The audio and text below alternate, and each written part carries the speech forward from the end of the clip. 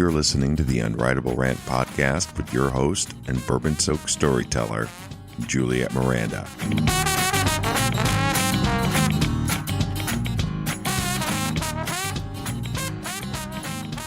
Hey there, y'all.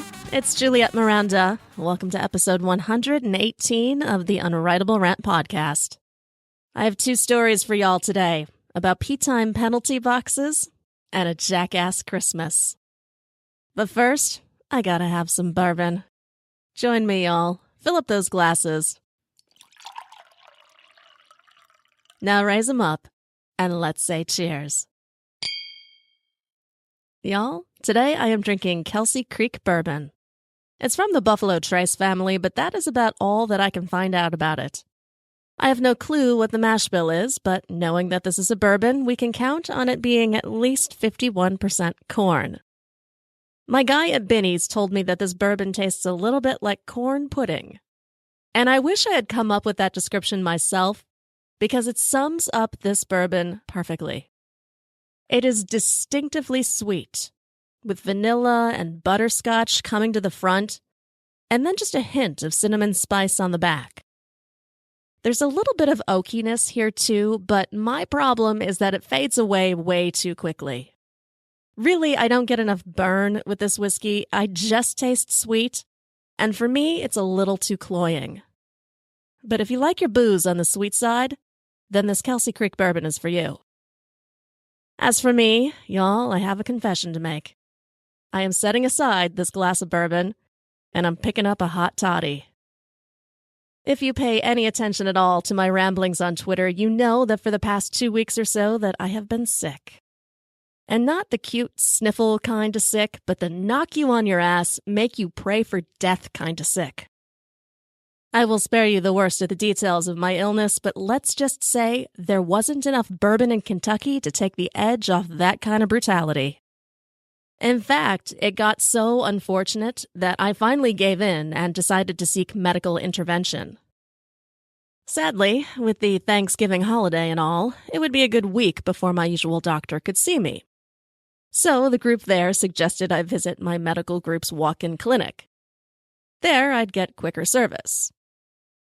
But I'll tell you, that's not what I wanted to hear. Had I not been in such complete agony, I would have just continued self-medicating and drinking into oblivion. Because I am very, very familiar with that walk-in clinic, and I was not excited to go back. I find the very idea of a walk-in clinic to be absolutely disconcerting. For starters, they're usually located in some half-ass strip mall. Maybe I'm just overly sensitive or, I don't know, just too old-fashioned, but I just don't like the idea of receiving a physical examination within the same proximity of a place that will rotate my tires. What's more, this particular clinic was once a Hollywood video store. You can still see the faint outline of the logo on the exterior, and although I am sure the place has since been gutted and disinfected, I can't quite shake the image of this year's flu vaccinations being stored next to a stack of unwatched Garfield DVDs. The last time I was there was about 5 years ago or so, and I was there for a pre-employment drug screen. This is the one and only thing that I miss about working in Los Angeles. There, it wasn't just assumed but expected that if you work in a creative field, you're gonna indulge in recreational drugs. Illinois employers are so high-strung that despite the fact that I was being hired as a part-time contractor for a marketing position, where I would be working from home, I was still required to turn over a pool of pee for their consideration. Mind you, I wasn't so concerned about what they would find in my pee as I was over just the general invasion of privacy. And plus, the whole ordeal is just dramatically inconvenient. So let me just state that when I arrived to take my pee test, I did so with the assumption that I would be stuck waiting in the lobby for at least 30 minutes before they would get to me. And this was not an unreasonable expectation. In addition to regular exams and vaccinations, this clinic functions like a mini emergency room. which I'll tell you makes waiting in the lobby a real treat. On any given day, you can find yourself sandwiched between a barfing toddler or a senior citizen with a raging case of shingles, and some guy who got his hand stuck in a punch press. Believe me, I am more than happy to let the oozing take priority. So how I managed to show up that morning to a completely empty waiting room is beyond me. There was no bodily fluid to dodge, no infectious diseases being coughed up. Y'all, it was just me and that stupid pee test. Even the receptionist looked happy to have something to do when I showed up, which, quite frankly, may be one of the first signs of the apocalypse. She breezes through my paperwork and quickly whisks me off to a lab area, with me all the while wishing I had more to drink than just a few sips of tea that morning. I suppose you can see where this is going, and y'all, it was way worse than you think.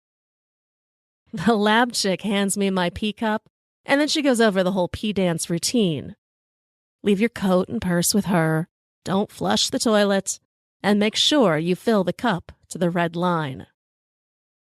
The cup is no different than it's been for any of the dozens of pee tests I've been forced to take, but that morning, it looks huge. It looks like a never-ending well.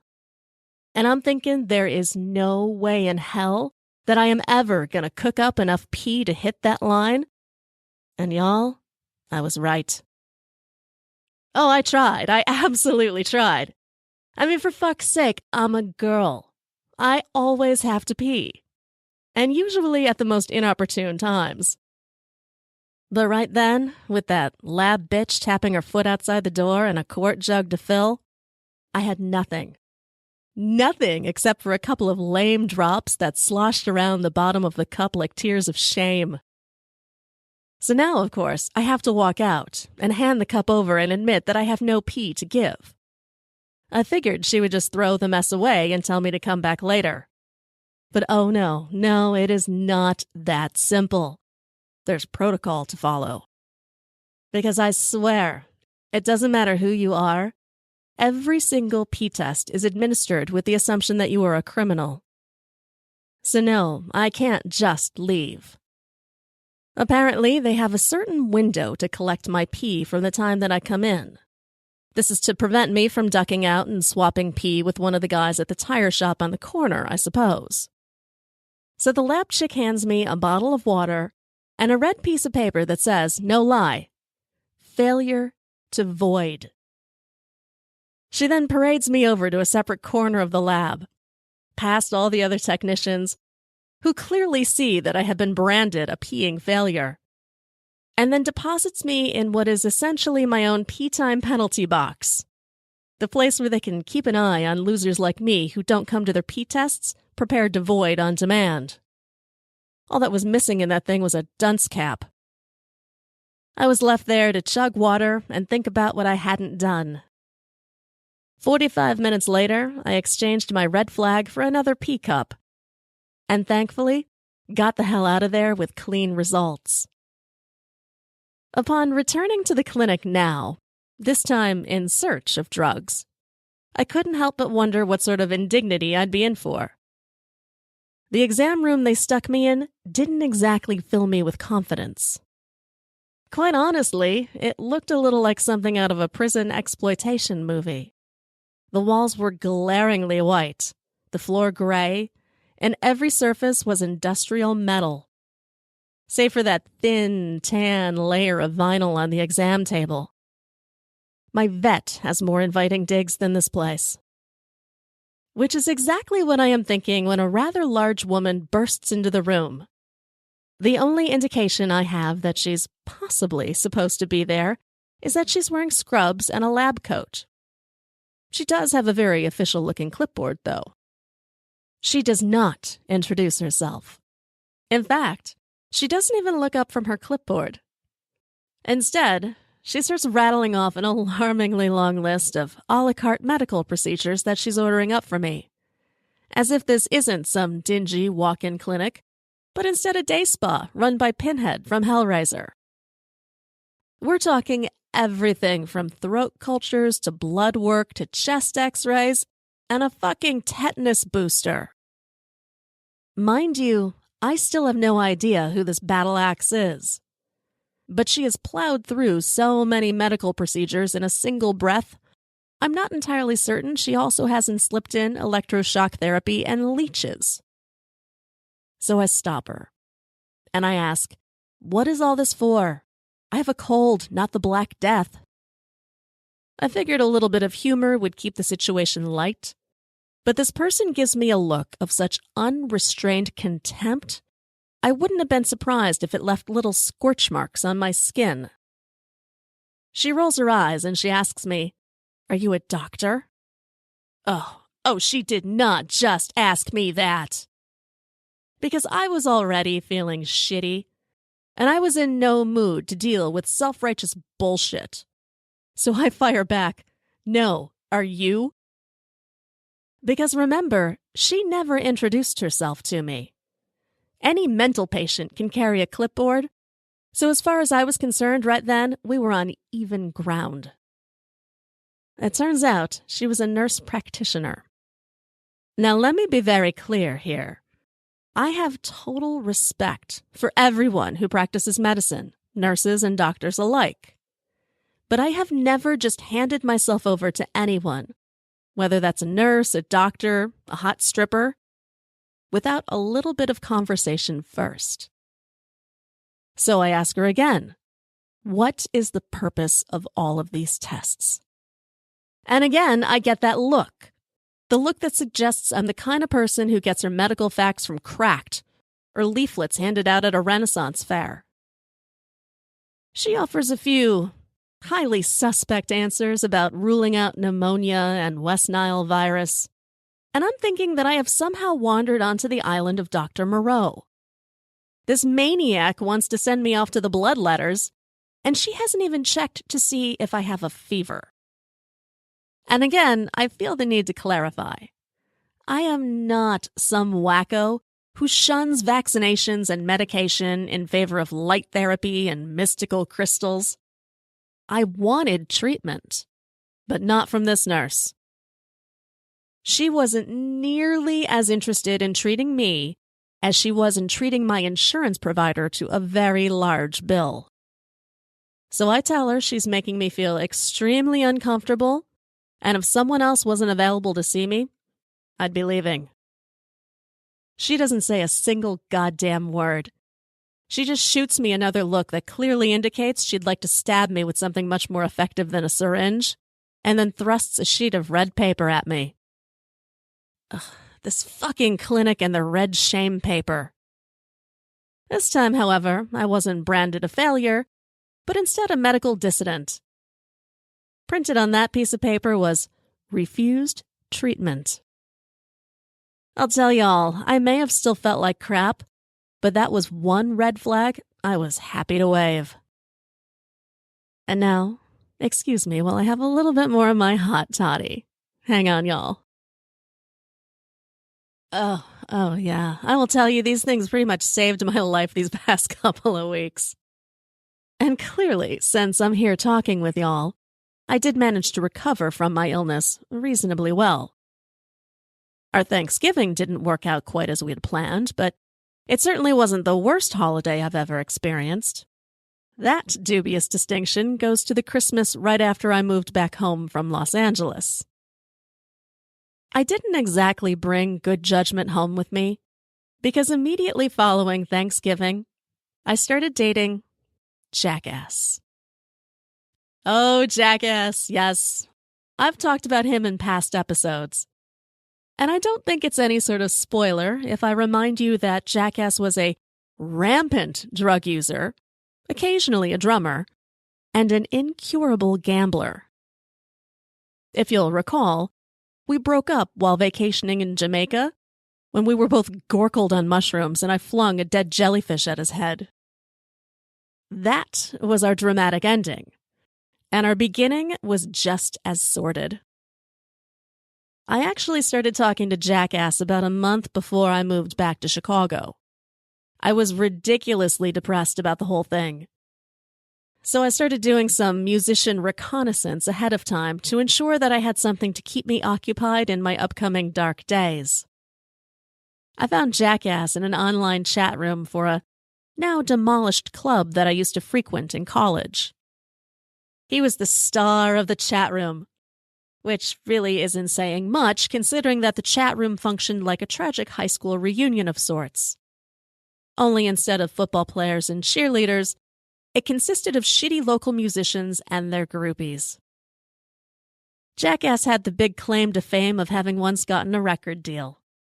It's funny now how much weight those words used to carry, despite the fact that the deal he scored was with a small Chicago label whose biggest accomplishment was getting one of his singles placed in the soundtrack for a direct-to-VHS horror movie.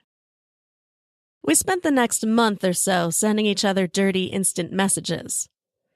Not exactly an auspicious start to a relationship, but it was good enough for me at the time.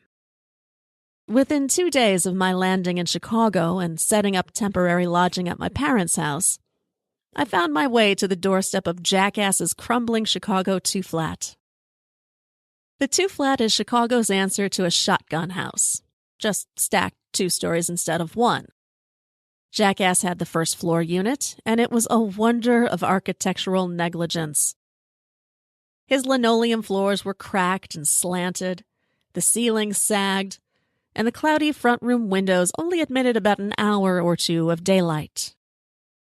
Within a week of sort of dating Jackass, he immediately earned his nickname by asking me to have his cable reinstated in my name because he had been fired from his waiter gig. He also gave me lice. Not crabs, not the clap. Head lice. I can't believe I am telling you all this. He claimed it was from being a substitute teacher in a grade school, but who the hell knew where it came from? What I did know was that Jackass was an absolute disaster, and I did not care. I doubt I can even begin to explain the horrible place my head was in then. You really have to understand. I had spent a good 10 years pining for a life in Los Angeles, and another 6 or so years struggling to make it happen. Winding up living with my parents made me feel like the biggest failure on the planet. So I can't say I really cared much who I spent my time with, so long as they distracted me from my present reality. And Jackass was perfect for that. About midway through December, I invited him to hang out with me at my parents' house. It really wasn't intended as any sort of meet my parents kind of event. Really, I swear.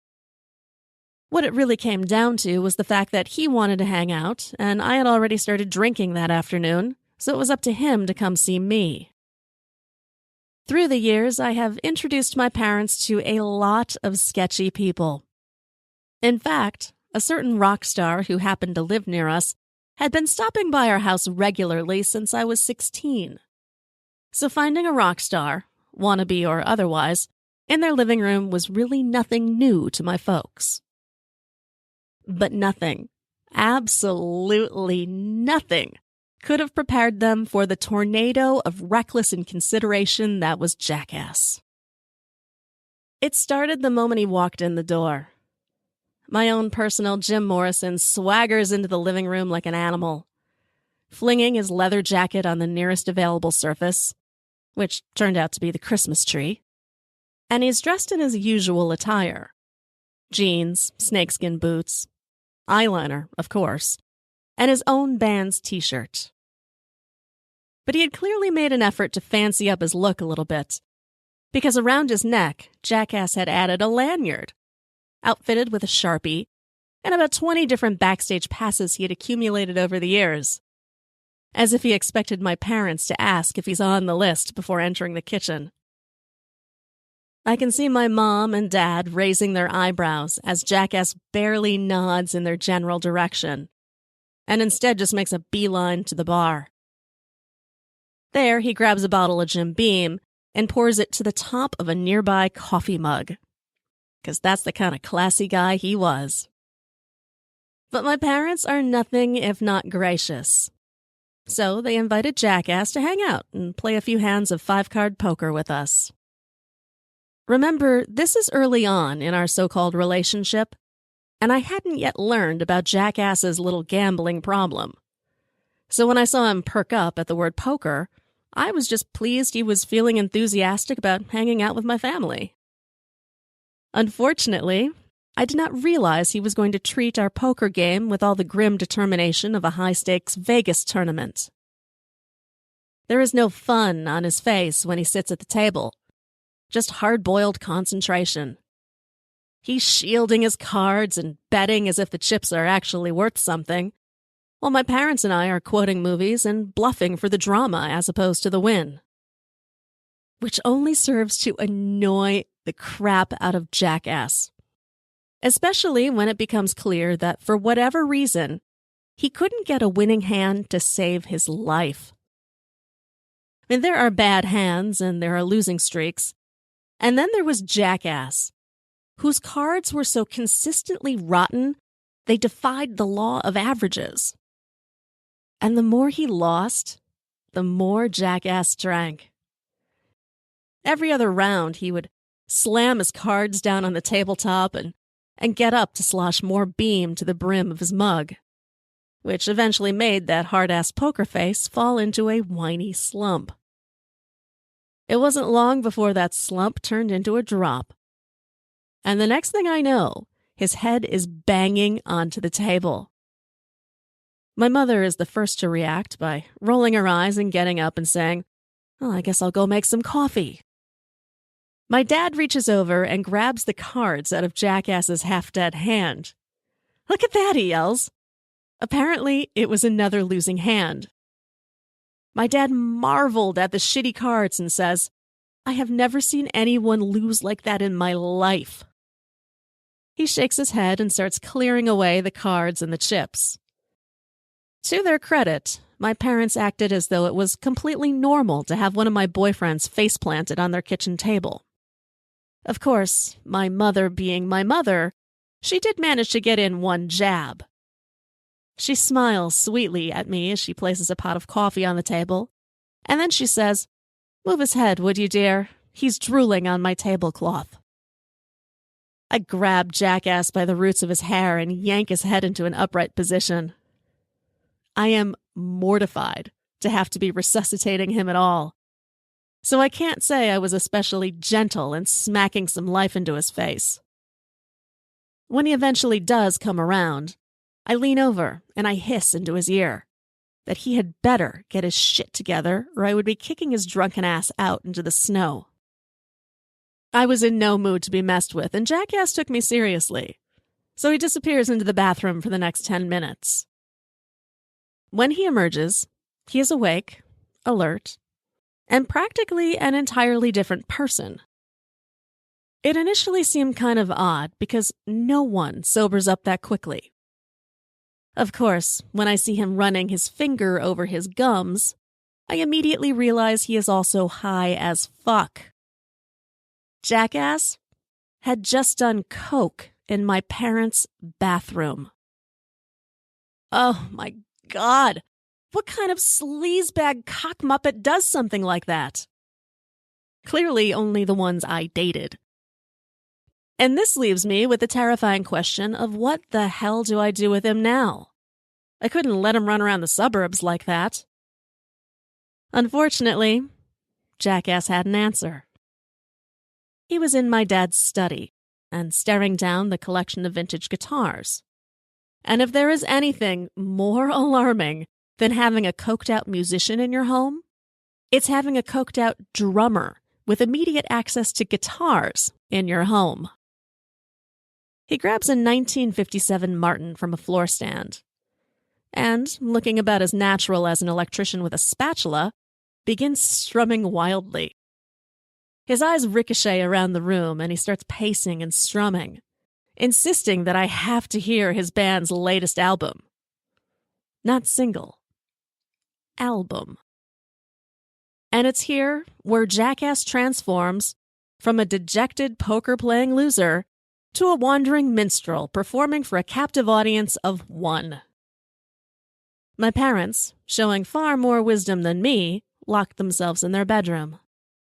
Jackass refuses to stop moving as he thrashes out songs that were good when they were originally written by Soundgarden, but when regurgitated by his derivative thieving fingers, they sounded more like a dying hard drive.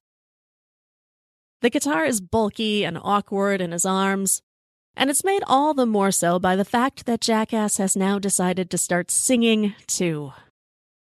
His head is thrown back and he's belting out all sorts of nonsense lyrics about how we're all aliens.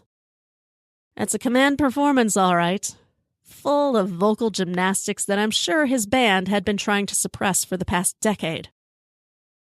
Me, I'm wishing for the goddamn mothership to just come and take the guy back where he belongs. I have no doubt he could have kept this up all night. Except that Jackass forgot that he was holding a guitar.